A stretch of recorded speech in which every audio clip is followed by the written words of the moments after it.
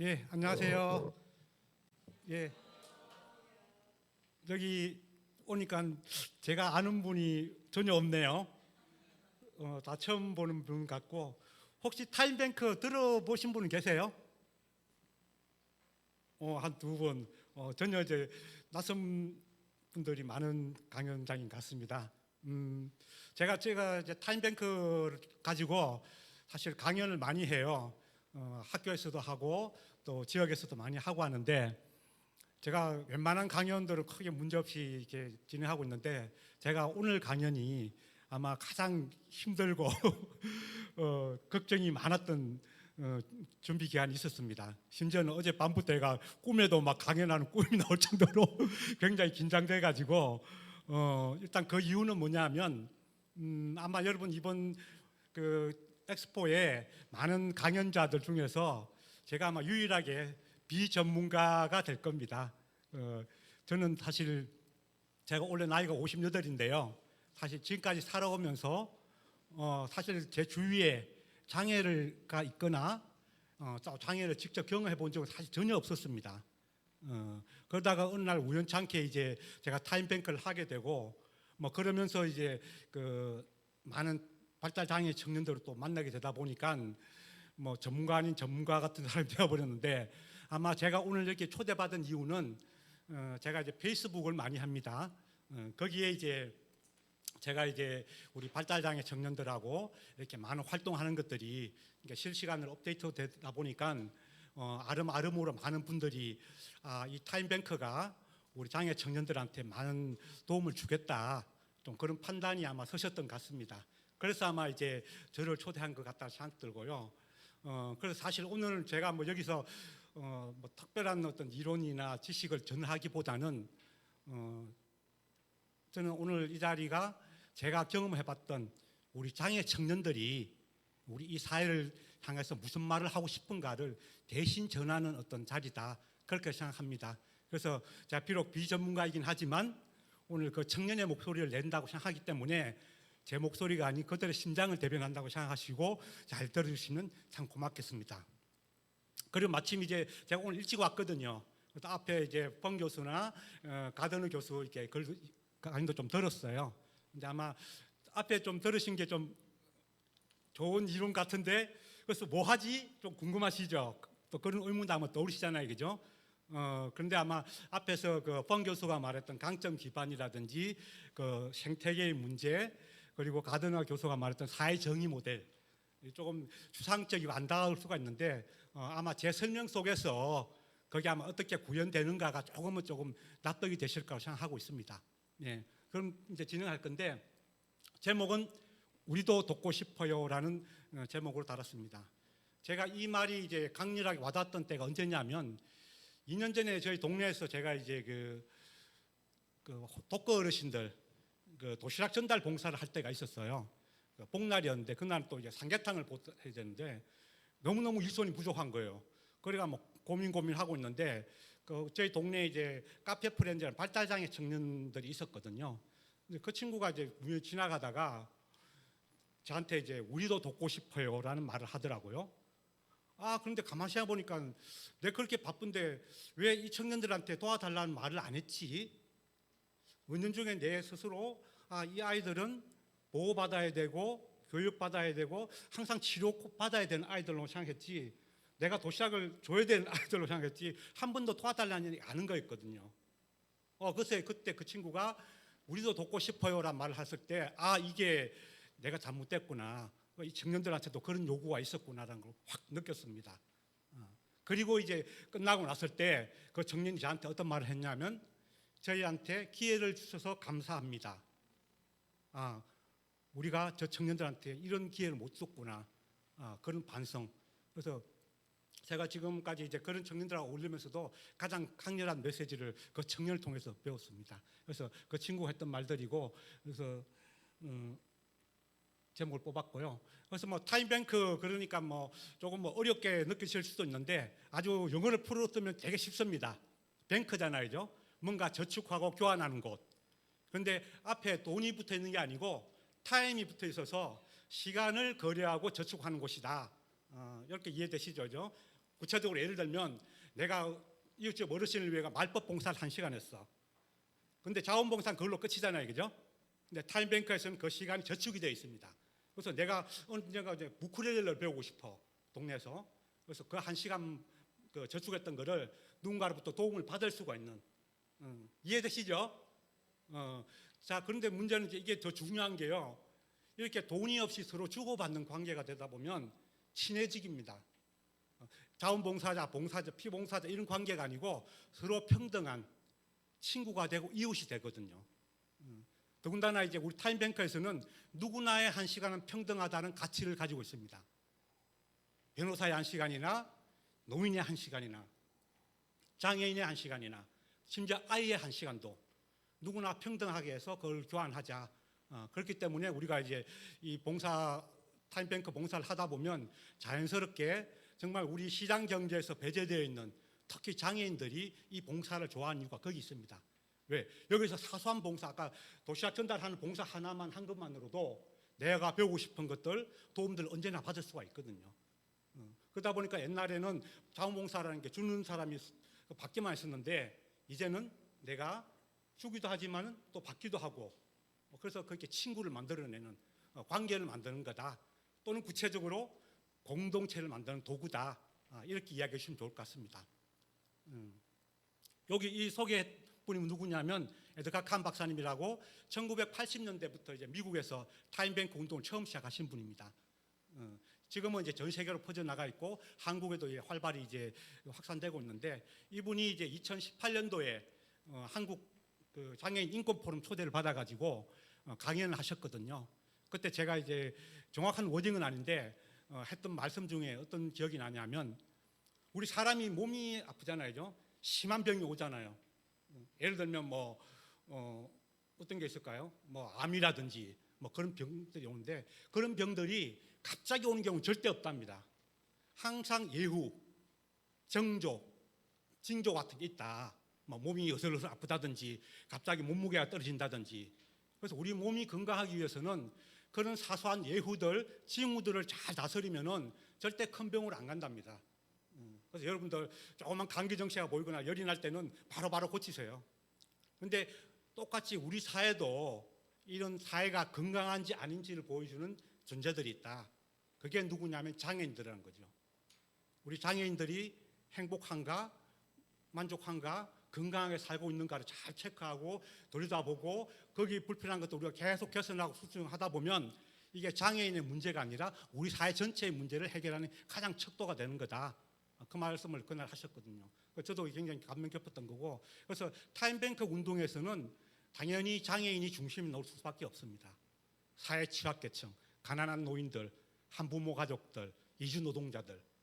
그래서 타임뱅크에서는 이 사회에서 가장 소외 있는 사람들 중심 두고 있는데 더군다나 이 사회 소외계층들이 경제적으로 빈곤한 것뿐만 아니라 지금 가장 관계의 빈곤에 있다. 그 말씀을 저는 강조드리고 싶습니다. 왜 이걸 강조드리냐면 타임뱅크가 지향한 궁극적 목적들이 공동체를 만들고 관계를 회복하는 운동이거든요.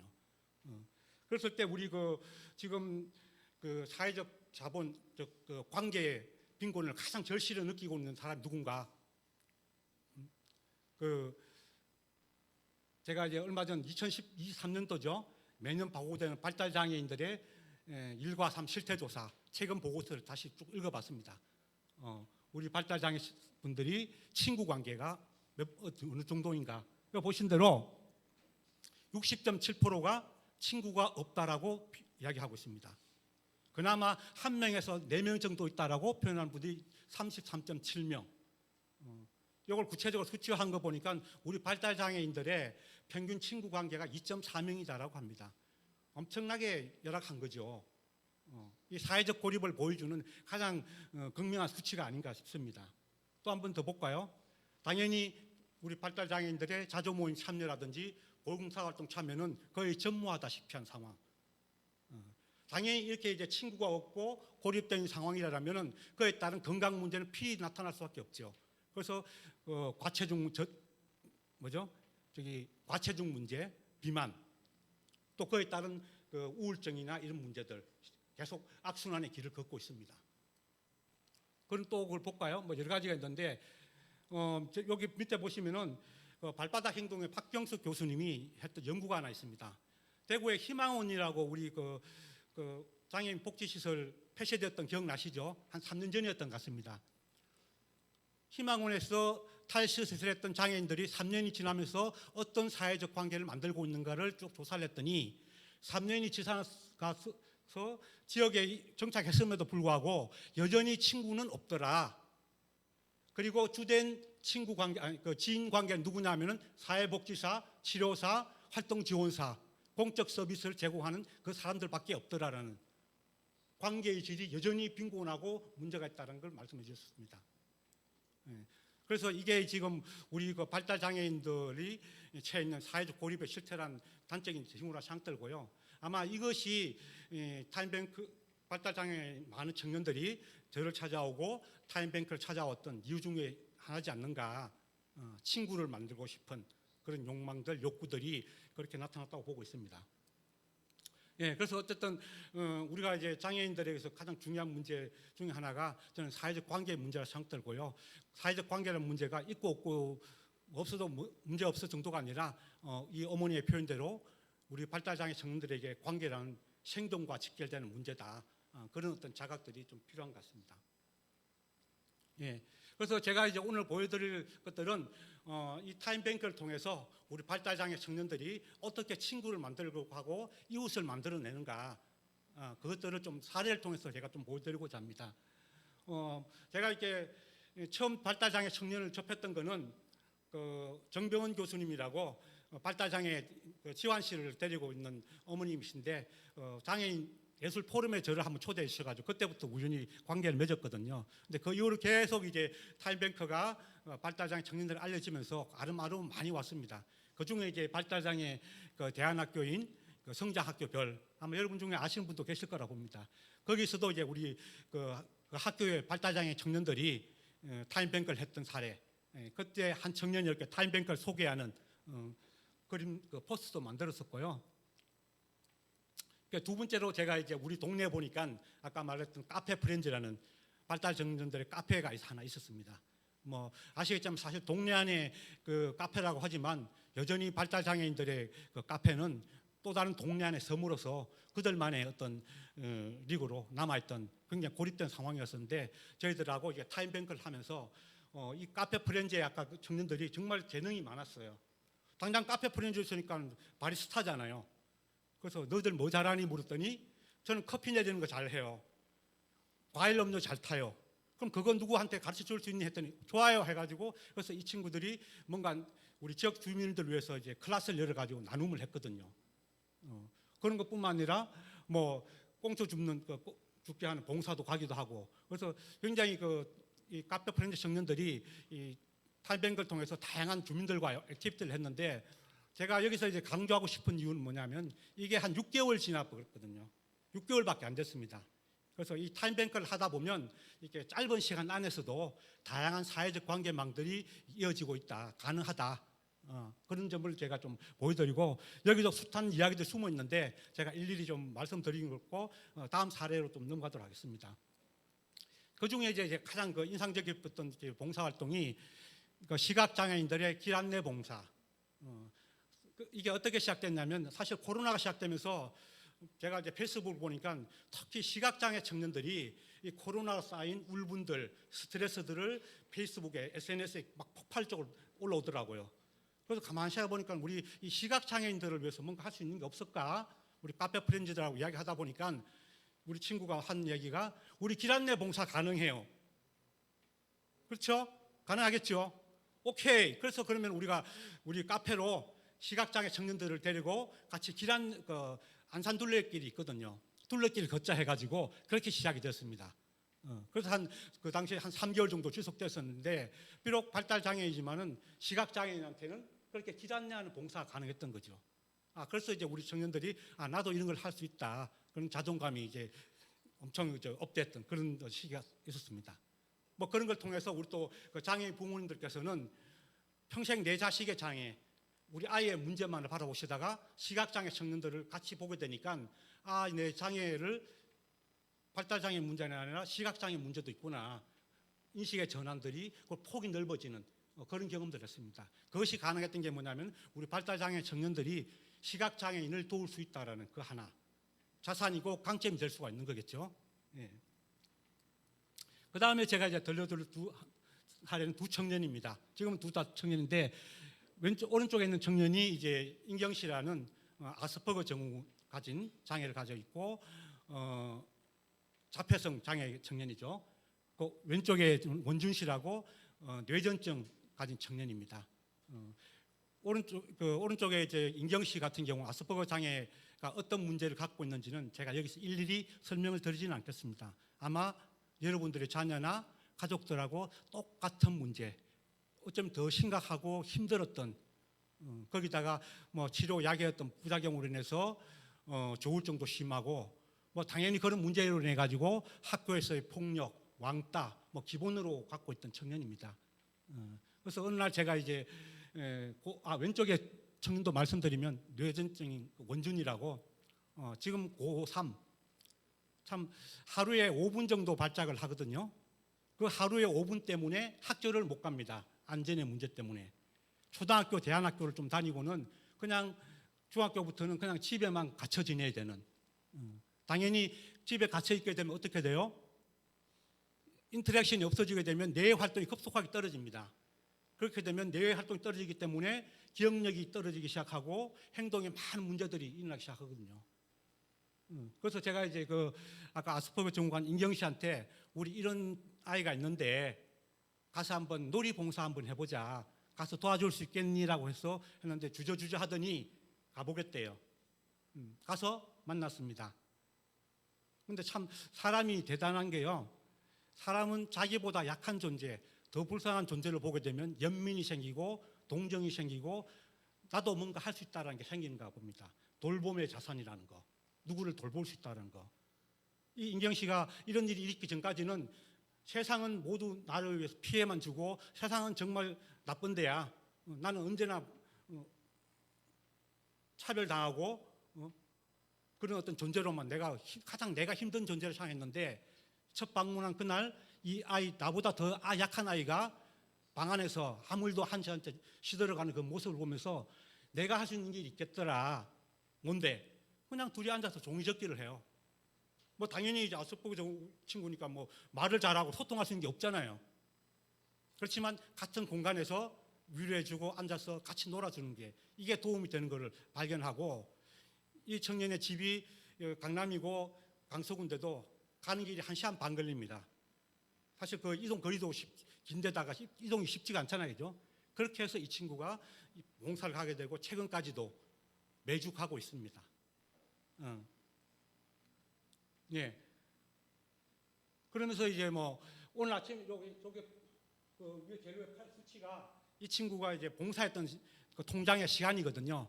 저 분인데 오늘 아침에 제가 이제 보니까 156시간 한 3년을 이렇게 봉사활동을 했는데 무려 156시간이라는 시간들을 봉사를 하거나 봉사를 받는 데 썼던. 그렇게 그 숫자의 의미는 뭐냐면 여기 있는 대로 참 많은 사람을 만납니다. 타임뱅크를 하게 되면 어떠한 형태로든 참 많은 사람을 만나게 됩니다. 뭐 그런 과정에서 여러 가지 문제들이 스스로 해결되는 그런 것들을 저는 목격했습니다. 그런 것 중에 대표적인 또 나타난 변화 중에 하나가 뭔지 아세요? 몸무게가 18kg 빠졌어요.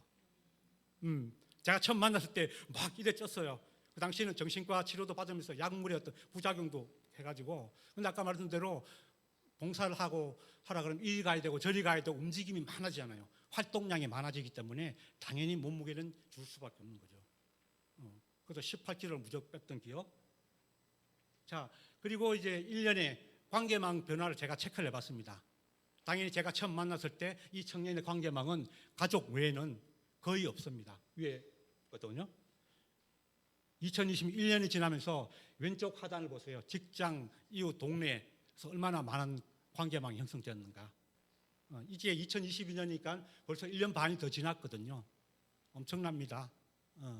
물론 이게 뭐 특수한 사례지 않냐라고 할지 몰라도 그렇지만은 하나의 작은 사건에서 우리는 희망을 보자고요. 뭐 이까지 가는 경우 없더라도 그렇지만 확실한 거는 타임뱅크를 통해서 많은 사람을 만나는 게 당연하게 돼 있고 그렇게 가능하다. 그것으로 인한 그 육체적인 변화, 신체적인 변화뿐만 아니라 그것이 주는 정신적인 변화들까지 충분히 가능했다는 것을 보여주고 있습니다. 그래서 아마 이 스토리는 우리 인경 씨의 어머니가 썼던 또 수기 같은 글이 있어요. 뿐만 좀 해가서 아마 걸러 놓을 겁니다. 그래서 한 장애 아이가 이렇게 건강하게 삶이 바뀔 때 이 아이의 변화로만 그치는 게 아니라 가족이 변하더라고요. 일단 엄마의 쉼이 가능하고 싸움을 했던 동생과 화해가 가능하고 가족이 행복되는, 즉 가족 공동체가 회복 가능하다는 것들을 확인했습니다. 자, 원준 씨 볼까요? 아까 말했죠. 그래서 원준 씨도 아까 말씀드린 대로 그냥 혼자 집에서만 갇혀 지내는 아이였어요. 그 엄마가 너무나 답답하고 힘든 마음 때문에 페이스북을 통해 저를 찾아왔거든요. 그런데 이제 제가 원준이한테, 어머니한테 물어봤어요. 원준이가 뭘 잘해요? 뭘 좋아해요? 아까 펑 교수 강점 기반 기억나시죠? 그죠? 뭘 잘하는지를 보죠. 저희는 자산이라는 표현을 쓰는데 우리 어머니가 다행인 게요. 이 원준이가 어릴 때부터 뭘 좋아했는지 꼼꼼하게 다 기록을 했던 거예요. 그래서 그 리스트를 보면서 요거 해보자, 종이접기 하자. 그래서 이제 이 아이를 데리고, 원준이를 데리고 어디로 갔다? 카페 프렌즈에 와서 종이접기 봉사해보자. 타임뱅크 하우스라는 곳도 갔고, 그 동네 장난감 병원, 이 종이접기라는 강점, 자산 하나만으로 엄청나게 많은 사람들을 만나게 됩니다. 이게 이제 자기가 가진 강점으로서 사회적 고립을 해결하는 방식이었던 거죠. 최근의 일입니다. 그래서 이 원준 씨는 말을 잃어버렸어요. 말을 안 해요. 우리 사무실에 들어오거나 공간에 올 때는 안녕하세요 이 한마디 딱 끝이에요. 근데 이제 우연찮게 이제 건너편 할머니 계시죠. 이 할머니가 옛날 보험 영업을 하셨던 분입니다. 대화 능력이 뛰어나요. 그래서 같이 종이접기 하는데 그냥 눈치로 딱 보고 하는 게 아니라 선생님 이거 어떻게 해요? 이거 잘못된 거 아니에요? 도와주세요. 그럼 귀찮다 할 정도로 말을 걸어오니까 원준이가 말을 한마디 한마디 시작합니다. 가장 많이 말을 할 때가 4마디까지 했어요. 언어 치료사가 필요 없죠?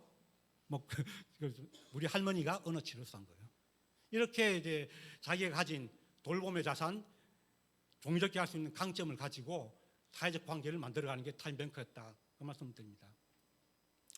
그 다음에 또 한 친구를 말씀드리겠습니다. 우리 동네에 사는 친구입니다. 지적장애의 자폐장애 청년이죠. 당연히 이 친구는 22살인데 부모가 이제 이 나이 되니까 방기를 해버립니다. 물론 어머니가 너무 살기 힘들어요. 거의 부모랑 아빠랑 학교대로 24시간 일하는 구조다 보니까 이 청년의 교육에 대해서 전혀 신경을 못 씁니다. 그런데 이 친구가 어떤 특성이 있냐면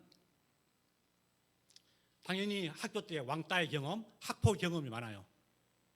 그래서 자기 소개할 때요 항상 뭐냐면 이렇게 필담을 합니다. 말을 안 해요. 못하는 게 아니라 안 해요. 네, 누구한테 맞았어요. 누구한테 맞았어요. 뭐 이렇게 자기를 소개해요.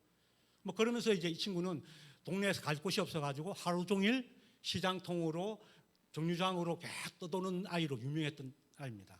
그런데 우리 타임뱅크 하우스에 이제 와가지고 이제 활동을 시작했는데 여기 이 장면 있죠. 아까 이제 제 고민이 뭐냐면 이 친구가 말을 하게 해야 되는데 어떻게 할까 고민이 되는 거예요. 아까 말을 할 줄 안 한다 그랬잖아요. 그래서 우리 동네 할머니 한 분한테 부탁을 드렸어요. 이런 친구 있는데 어떻게 할까 했더니 데려오래요. 그래서 소개를 시켰거든요. 그랬더니 이 친구도 당연히 할머니한테 소개하겠죠. 아까 같이 필담으로 나는 누구예요. 막 이렇게 저가 할머니한테 드린 거예요. 그걸 받은 할머니 반응 뭘까요? 나 한글 몰라. 네, 한글 몰라. 할머니 진짜 모르는 게 아니고 나 한글 몰라. 딱 단숨에 딱 거절한 거예요. 그러니까 이 친구가 막 당황하게 되고 어떻게 해야 될지 모르는 거예요. 그러더니 이제 자기 소개할 할머니 귀 속에다가 할머니 이렇게 시작한 거예요. 놀랍죠?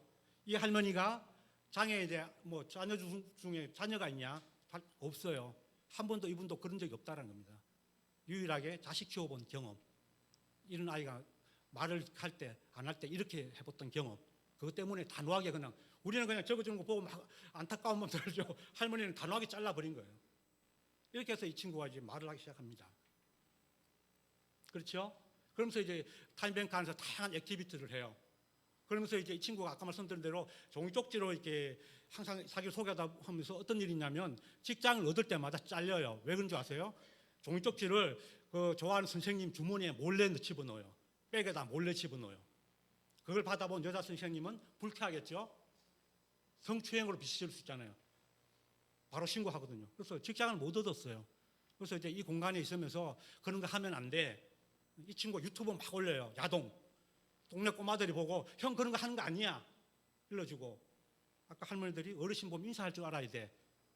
부모가 가르치지 못하는 교육을 계속 받는 거죠. 그것이 쌓이면서 이 친구는 직장이 안정되기 시작했습니다.